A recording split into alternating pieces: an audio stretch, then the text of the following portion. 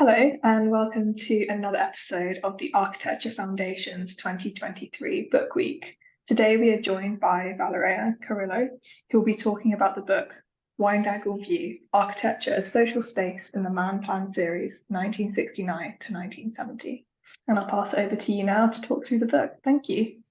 Thank you, Amy. So yes, my name is Valeria Carullo. I'm the curator of the Photographs collection at the Royal Institute of British Architects, and I'm also lead curator of the exhibition Wide-Angle View, which is currently on show at the Architecture Gallery at the RIBA at Portland Place. So the book that I'm going to be talking about today is obviously the catalogue of the exhibition, the catalogue Wide-Angle View. You can see the cover of it now, and it includes it's mainly a photographic exhibition. So the catalogue includes all the photographs in the show, and also a foreword by Norman Foster. And I will then mention a bit later why he was involved in this project, and also two essays, one by Jacine Sambrook and the other one by me. So the project called Manplan, which is the topic of the exhibition, was an editorial project, but photography played a very important role in this project. And so I think it'd be interesting to understand how we came to put this exhibition together. The whole photographic archive of the Architectural Press, and we used to publish the Architectural Review at the time, is now part of the RIBA Photographs collection, and the Architectural Review is the magazine that initiated this project. So within the Architectural Press archive, there is the archive of this specific series, this specific project called Manplan, which I will tell you a lot more about. So as I was saying, the project was carried out by the Architectural Review in 1969-1970. This was a really interesting and I think crucial period, the end of a decade, the beginning of another. The 60s obviously had been a decade of idealism, of it was the decade of peace and love. In this country was the decade of the swinging 60s. So but then the 1970s was a very different decade. It was the decade of the recession, energy crisis, economic crisis. So 1969 is really this kind of point of a change between two, and also it's a period at the late 1960s when there was the very turbulent period. There was obviously the Vietnam War and all the fallout from that, the student protests. So it's a really interesting period in history, in social history, as well in the history of architecture, as we will see in a moment. The editor of the Architectural Review at the time, part-time editor, I should say, and long-time proprietor of the magazine, Hubert de Kroning Hastings, was the one who initiated this project. And the project was conceived in a way as a kind of analysis of the state of architecture and urban planning at the time in Britain, so at the end of the 1960s, and ran for 8 issues between 69 and 70. Each of the issues, so these special issues that were conceived as a series, was devoted to an individual area of human activity that was considered to be affected by planning choices and by design choices. De Kroning Hastings was particularly disillusioned at that moment because he had been a great supporter of modern architecture since the interwar period, and really believed that it could really help transform society as well. But by then, by the late 1960s, he was quite disillusioned, and like many of architects of his generation, he was kind of aware of the fact that the promises of modern architecture to improve living conditions for everyone hadn't always been fulfilled. So everything, the social milieu and his view of the situation really were the ideal, created the ideal environment to try really radical new approaches in this series. First of all, as we said, the series was called Manplan, and that's because the aim of the really ambitious aim of the series was to consider basically all aspects of architecture and design on the basis of human needs, so consider human needs as a whole, and so to initiate really a completely different approach to architecture and urban planning based around human needs, and hence the name Manplan, obviously, where man stands for, so human being, as we would say now. Also, from the point of view of how the project was realized, how this idea was created, again we see a really radical new approach. This is, for example, how in one of the kind of appeals to the readers, the Architectural Review announced the project. They call it daring, controversial, irreverent, constructive. Manplan is the blueprint of the possible. Help us shake up, stir up, lead and inspire. Join the Manplan campaign by subscribing to Architectural Review now. So these words really set the tone for the whole series, and they're like a declaration of intent, I think, for a very ambitious campaign that would shake up the conventions, indeed shake up the conventions of architectural periodical publications at the time. From the point of view of how the project was created, it was incredibly different, really different from everything the Architectural Review had proposed, and had been up to that point. First of all, the covers, we can see this is the cover of the first issue of the series, Manplan 1. Very different from, a typical cover of an architectural magazine. And we will see that all the covers of the subsequent issues are all variations on the theme of a human head. And this probably has to do with the fact that, as we said before, Manplan, human beings, were at the center of this project, of this series. All the covers were, however, slightly, quite strange and perhaps slightly disturbing, and they didn't really give a sense of what the content of each issue was, in my opinion.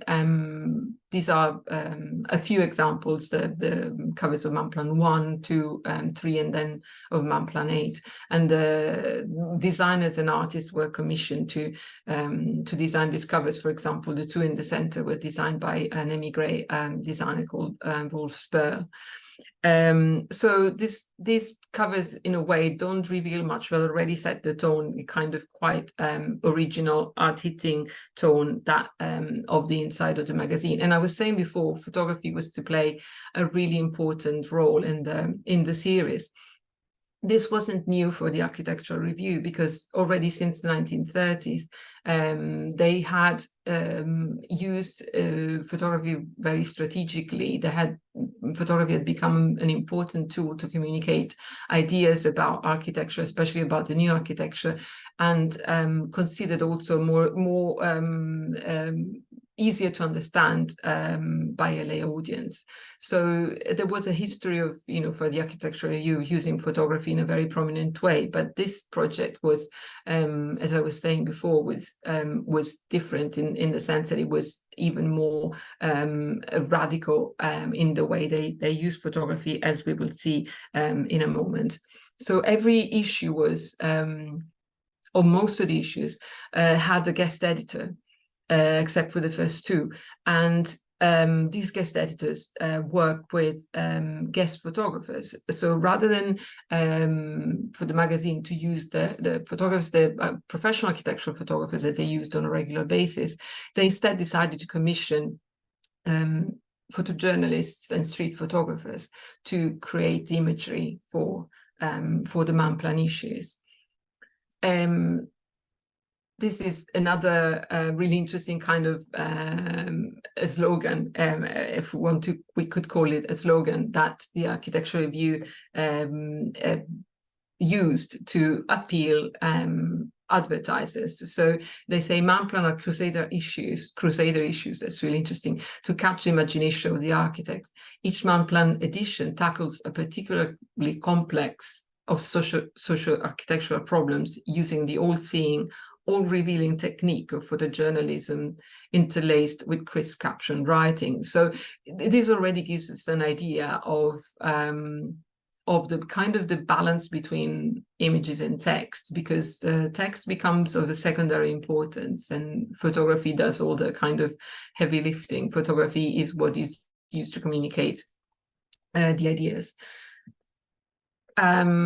This is the first, this is double spread from the first issue, which was called Frustration. This is, again, really interesting way to start the series, because the whole idea is that there was a series of environments would be analyzed in every issue, environments in which human activities took place, and consider this environment with a critical outlook and consider how architect could contribute to potential solutions. So every issue, as you will see, has a particular topic, but this first issue doesn't really have a specific topic. It's more like an introduction to the themes, to the topics of the series. And as I was saying, it was called Frustration, and we will see in a moment, you know, where that comes from. It wasn't really a context in which solutions were suggested. It was more like a kind of very unusual, idiosyncratic visual expositions of the consequence of neglect, of lack of investment, of inconsiderate planning. So the aim was really to try and provoke the readers, the magazine's readers, into thinking differently about the built environment. And it must have really shocked a lot of regular readers with this kind of really powerful combination of images, graphics, and almost, in this first issue, almost lack of text. The photographs, as you can see, are very, very different from your classical architectural photograph. Gone are the sharp-focused, richly drawn images of empty buildings, photographed usually by large format cameras under sunny skies that had previously really represented the standard of architectural photography, architectural imagery. In their place, we see these really grainy animated images of inhabited spaces that are shot mainly on 35mm cameras. And the photographs, as you can see, often completely fill the pages of the magazine. They're often printed at full page as double spreads, occasionally even kind of on fold-out pages, so really prominent. The main point here, obviously, is that the focus shifts from the architecture, from the buildings, to the people inhabiting them and using them. So architecture becomes almost like the backdrop of human activity. Here's another example of a double spread. You can see how dense the images are. A specially devised black ink was used in the magazines just to really give even more kind of punch to the photographs. And as you can see, sometimes a line of text was running across the top of the images. In some cases, we have this kind of color, really strong colors like color block pages, but it's quite unusual. Most of the journal is quite of this first issue especially, it's quite dark. You can see on the right another example of a dark black page, which is again very, very unusual in magazines with small photographs. And another example here, you see a completely black background with a photograph printed quite small, and next to it a full page photograph. As you can imagine, some readers were quite taken aback and bemused by this new format, and many actually cancelled their subscriptions to the Architectural Review, even if it was actually received very well by others. So it seemed from the beginning was quite a controversial project, I would say. The photographer who was invited to work on this issue was Patrick Ward. just going back for a second, I wanted to show you in that kind of the combination of text and images really working together. So as I was saying, the issue was more like an introduction to the topics of the following issues, and here we are. They almost kind of spell it out. So they say man is the victim of an environment of his creation, the awfulness of commuting, of traffic jams, of construction delays, of planning delays, of industrial squalor, of educational backwaters, health services gummed up by bad buildings, overcrowded leisure, or inadequate housing. So really all the themes are there, like, housing, the health and welfare, the education, industry. We will see they were all subjects that were covered by subsequent issues. So as I was saying, Patrick Ward was commissioned to work on this issue. Ward was only in his early 30s. Most of the photographers and editors involved in the Manplan series were actually quite young, late 20s, early 30s. Ward has previously assisted the really important photographer John Chillingworth, who used to work at Picture Post and worked for the Sunday Times before going freelance. His memories of the time spent on this project are quite illuminating. The photo shoot lasted about 6 weeks. Ward would regularly bring back the contact sheets to the editors, to Tim Rock and to one of the graphic designer, Peter Baister, and they would look together at the draft layouts as he was shooting, and these layouts also ended up kind of feeding into Ward's photography. So he wasn't asked to respond to a specific theme, but more than anything, given a free hand to explore the social issues of the day, which he did by observing, the environment that he'd chosen without trying not to be noticed. So afterwards, the editors decided to title this issue "Frustration" because he was showing so much of the frustrations of daily life at the time. Ward used, like many photojournalists, street photographers tended to use wide-angle cameras with wide-angle lenses, I should say, but sometimes, as we can see here, and I'll show you in a few other examples, the images were this kind of wide angle views were alternating with images such as this one taken with a telephoto, where the layers are really compressed, and the photographer takes you very much closer to the subject than considering the position of his camera. But most of the time, as I was saying, Ward and the other photojournalists really preferred wide-angle lenses because that took them really in the middle of the action and allowed them to be very, very close to the subject. For the Manplan issue, as we've seen, Ward captured poor working conditions, poor housing conditions, vandalism, protests. I'll show you here. This is queuing and waiting and protests, as I was saying before. And while he was shooting, he really recalls the fact that architecture was the last thing on his mind, which I think is really, really interesting, because it was just for him the backdrop to human drama that he was much more concerned with. These are his words.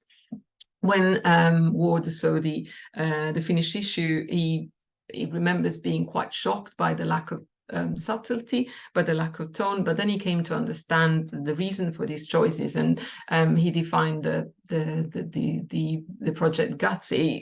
He found it quite exhilarating. The second issue, which is the first one really with a specific topic, is focuses on transport and communication. It was called "Society and Its Contacts," and there was certainly a part of it devoted to communications, to the newest developments in communications, but most of the issue was really focused on the movement of people and goods throughout the country and how it worked or didn't work. So the aim was to really try to show how the national transport infrastructure was either outdated or was being developed in directions that had a negative impact on people's everyday lives. The last part of the issue also offers a selection of new transport buildings that were considered, as positive examples. But and this last section, really reintroduced a more kind of conventional layout to the magazine.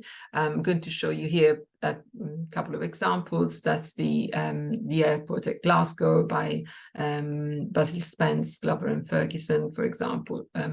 Two images of the airport here. And the photographer that had been commissioned for this issue was Ian Berry, who was in the Magnum agency.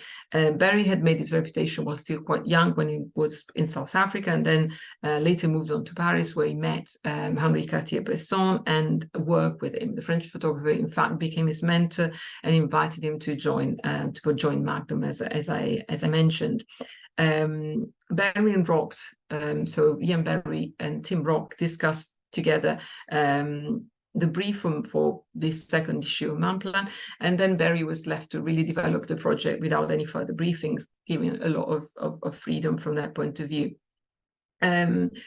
Like Ward, as I was saying before, he used a Leica with wide-angle lenses, and his aim was really to try and get as close as possible to his subject. He was interested in photographing people, again, more than anything in relation to their environment. So he was interested in architecture, but in the sense of how architecture works in a way. We can really see this photojournalistic approach in all his images. There's a few examples of his images of existing transport buildings here.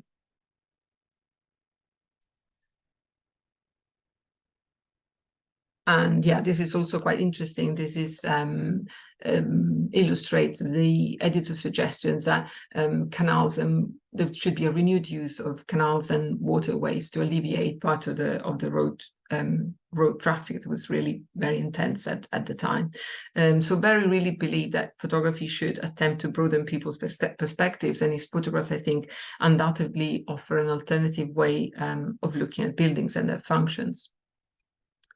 Barry also was later asked to work on another issue of Manplan, the issue devoted to health and welfare, as you can see here.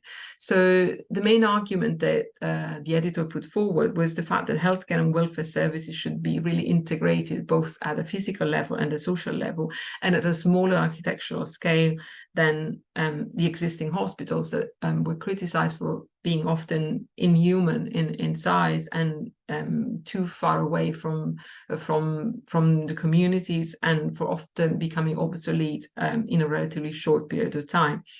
Manplan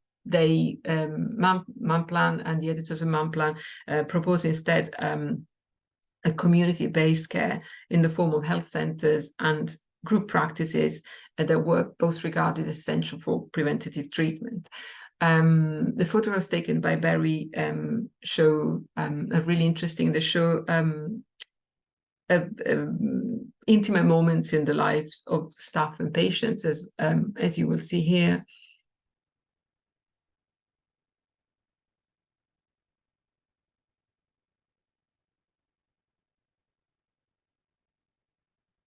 And then also highlighted class differences, showing the very different standards of spaces provided for wealthy and low-income sectors of the populations. As you can see here, real contrast between these first two images and then these images of resorts and health spas.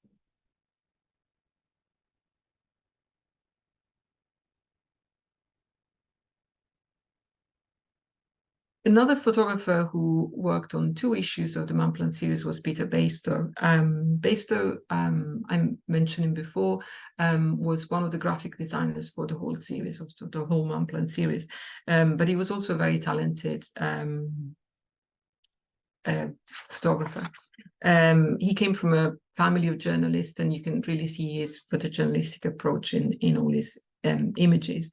Baistow later became art editor of the Sunday Times Color Supplement. So, again, he had a really interesting career.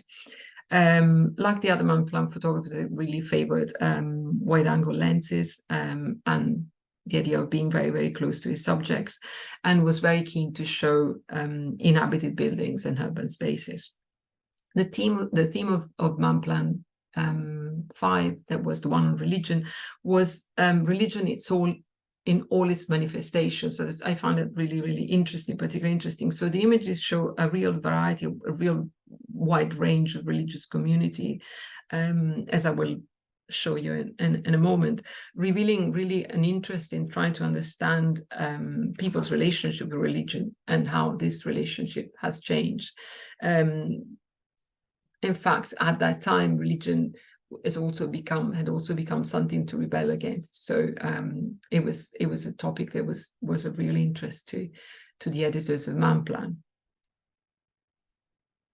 A number of new church buildings were also analysed and illustrated, and once again there was a real emphasis on the importance of community participations. And as we will see in a moment, religion was also intended not just as established doctrines, but also as a set of beliefs, or something that of all the things that people really cared passionately about and believed in. So that explains images like this one, a Christ at Christmas vigil, or of political demonstrations. So it was really kind of interesting way to look at religion and beliefs in general. And in fact, the issue was initially to be titled Things of the Spirit. So it was all about spirituality more than religion itself. As I was saying before, the importance of community participation is really emphasized, and this quote demonstrates it. And they say, architecture, we are no longer looking at the fruits of a powerful individual imagination, as we were at Jean Champ, so obviously referring to Le Corbusier. And they say, instead, we have the impression architects are standing back to enable the communities they design for to discover themselves. The other issue that Bastow worked on was the one on local government. Again, the main questions asked are how citizens can contribute to decisions on the services provided to them, and therefore how they can become part of a truly democratic process. There was again an argument for small-scale architecture and a strong criticism of planning purely for the purpose of efficiency. So the photographs were used to illustrate both outdated schemes and examples of successful delivery of services to the communities. There were some new buildings that were harshly criticized, like, for example, Newcastle Civic Centre, that they describe as a folly because it was a very expensive project in an area that was kind of economically deprived, Newcastle in this case. And other projects instead, other new projects were praised for and as being really successful and being of real use to the communities they served, like this pool and the designs by the Building Design Partnership in Blackburn. There's an example here, or again BDP, the Preston bus station, also considered a very successful project.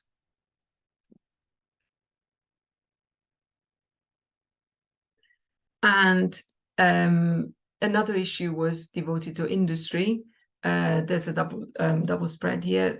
Again, I want to show you how photographs still are the real kind of protagonists of the issues, how they fill the pages, and they do a lot of the talking, so to speak.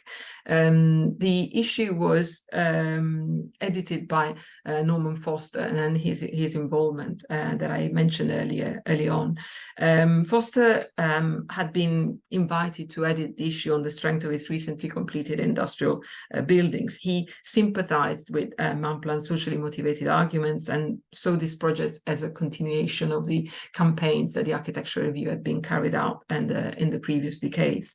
He brought with him the photographer, his trusted photographer, Tim Street Porter, who was really the exception to the rule of using photojournalists and street photographers, because Tim Street Porter has studied architecture, had a typical architectural photographer's approach, but and later that led him to a very successful career. He moved to California and devoted himself mostly to photographing mid-century modern architecture in color. However, for this project, as you can see here, he really kind of embraced that spirit of photo reportage, and both in the subjects that he chose and the technique as well. Also photographing some buildings that were considered exemplary at the time in that field, but like in most other Manplan issues, most buildings were criticized for their inadequacy, and these industrial estates in particular, as we will see, were considered dehumanizing environments in which workers had to spend so much of their time, and environments were also really isolated from the cities and the towns and the city centers. The title of this issue was the Town Workshop, which is quite interesting because Manplan's argument was that there should be a distinction between heavy industry, which is noisy and polluting, and so-called clean, we would say now clean industry, like smaller scale industry, and they argued that this type of industry should be collocated with all other human activities to create a so-called town workshop, which is something that used to exist in the past. So they really wanted to revive that once common integration of work, home, and leisure. And there's a few more images from that issue, the town workshop.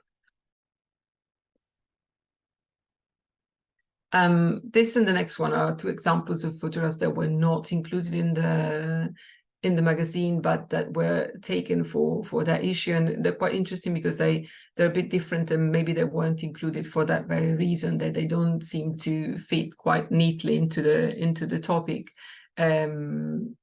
There was probably a sense for the photographer again to be given quite a free hand in what they were capturing while they were visiting these environments and that were the topic of the various issues. The issue on education was the fourth one, focused obviously on schools. They had also planned a later issue on higher education that actually was never realized. So this one focused on schools, and the photographer appointed, who had been recommended by Ian Berry, was Tom Smith, who was at the time freelancing after a period at the Observer. Smith was quite young, in his late 20s. Even earlier, he had started his career by working in the darkroom at Camera Press, very important press agency, where he had met and also learned from the famous portrait photographer Joseph Karsh. The issue was titled The Continuing Community, and that referred to Manplan's argument that schools should not close their doors at the end of the lessons, but instead be used outside school hours by children and adults for educational, recreational, or artistic activities.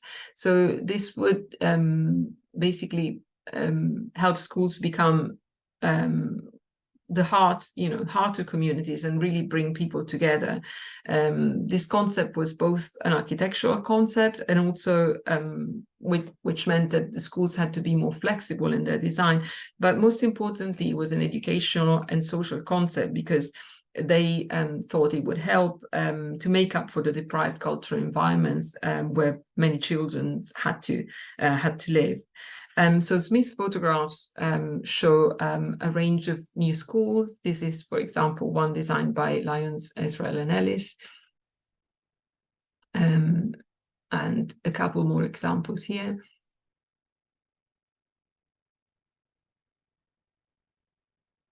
For this one, it's quite interesting to show how, again, text and images combined really successfully in many cases. So this school in Glenfield First Primary School is so described, as you can see, as a quote from the issue. The brief at Glenfield was for infants and junior school, which were designed as one unit, but its large windows and the last landscape that flows in and out, so that inside and outside are almost inseparable, shows its genesis from the Hertfordshire School. So this idea that, you know, large windows with the landscape that flows in and out, I think it's really perfectly expressed in this photograph, which is also a beautiful photograph in showing a kind of a moment in the lives of school children. This is something that Tom Smith does really well, that kind of showing a variety of moods, as we will see in a second, from moments of solitude and reflections, but also moments of play and interaction.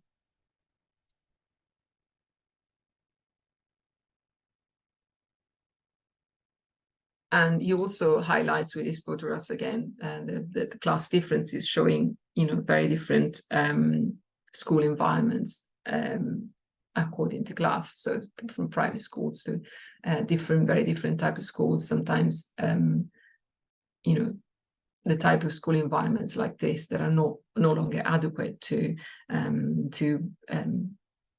new, you know, to modern educational needs.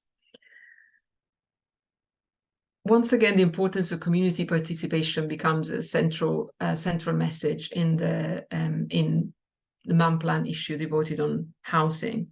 The text, again, showing a double spread to show once again how photographs really fill the pages, how important they are. The text in the introduction to the issue highlighted the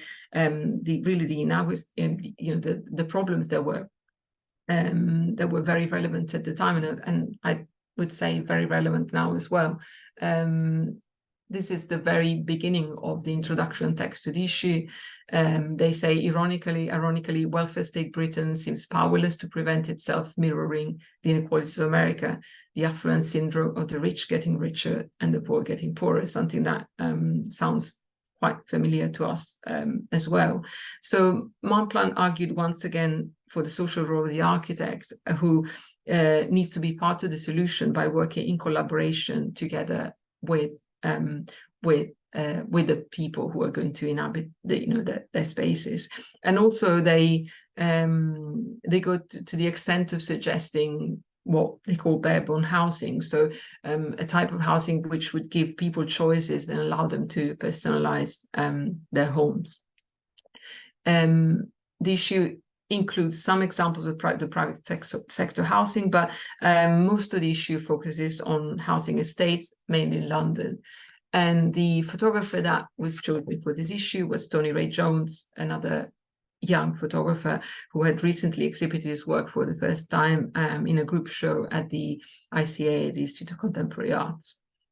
Ray Jones had learned his craft in New York, where he photographed the streets of metropolis together with the exponents of the emergent American street photography, especially with Joel Meyerowitz, who really described their way to operate as, we learn to be invisible, which I think is really telling. American street photography exerted a really strong influence on Tony Ray Jones's work.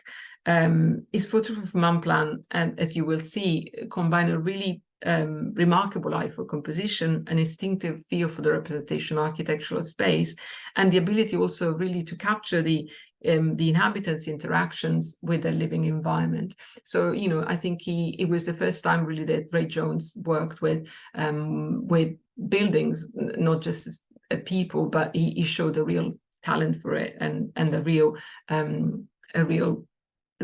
skills. As I was saying, housing estates occupy most of the issues, and often we see the communal and connected spaces of these estates become playgrounds where children run, cycle, jump, and play with toy guns, like in this case, or toy prams. And their actions really bring an much more impulsive, dynamic character to the composition, and kind of balance instead the static character of the architecture, of the architectural components.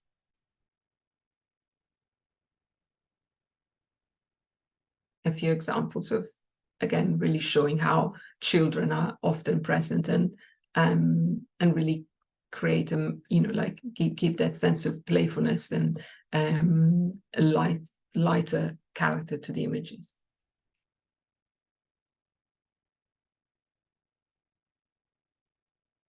This is one of the, again, there's a mixture of criticism and praise. This is one of the projects that the editors really felt was one of the most successful, Trafalgar Estate by James Gowan. In spite of the cutbacks, and on the original project, it was considered very successful for a number of reasons, including the fact that the inhabitants were given the choice to personalize their homes with a variety of clip-ons elements. So really quite exemplary from that point of view for the editors of Manplan. So this issue, Manplan 8, ended up as the last one in the series. So originally, there was the intention of doing as many as 20 series, which would culminate and end with an issue on the ideal town, the ideal new town of the future. The issue number 9 would have been one on leisure, and this is one of the images that were provided by Patrick Ward on this topic. But as I said, unfortunately, the series stopped at 8 for a number of reasons. First of all, the project had from the start been quite controversial within the editorial team at the Architectural Review, and 2 of the outstanding editors, Jim Richards and Nicholas Pefner, had made their reservations clearly known to Hastings. Also, there was a kind of mixed response from, as I mentioned before, from the readership. But ultimately, Manplan did not help the Architectural Review to expand its readership as it was hoped, or to offer a remedy to the declining circulation figures that were affecting architectural publishing in general at the time. This was also one of the reasons why the project had been conceived, because of this difficult period for architectural publishing, and the Architectural Review really hoped to attract also a younger audience to the magazine. So from October 1970, since September 1979 is the last Manplan issue on housing. From October, the Architectural Review resumed its previous format, and very little of this approach was seen throughout the following decades. Especially in the 1980s, with the explosion of color photography, there was a return to that type of images, emphasized the formal quality of architecture, aided especially by large format cameras again, and by elaborate lighting setups. Also, photographers were less and less commissioned by magazines and more by architects, who understandably and inevitably wanted to show their buildings in the best light and in their pristine state of completion. So the Manplan project, to me, really embodies at the same time the idealism of the 1960s and also the disillusionment felt at the end of that decade. And it's a project that I would say could be defined possibly as overambitious, but it was doubtly original, radical, and really hard-hitting. It was defined by the late photography curator and historian Robert Elwell, the high watermark of photojournalism applied to architectural photography, while the architectural critic and historian Stephen Parnell has defined it as the bravest moment in architectural publishing. So its advocacy of manplanning, because that was the idea, really aimed to empower communities to make decisions about their environments, and therefore in the process, the aim was to rediscover a social role for the architect, who would work in collaboration with these communities and with citizens. So I believe that this is probably the part of the Manplan legacy that most resonates with us today, while the photographs themselves, the images, have a really timeless quality that reminds us of the power of photography to connect people across generation and really offer, reflect people's experiences in them and glimpses of their experiences, in spite of, as I said, of the difference in times. That's what obviously makes them really timeless.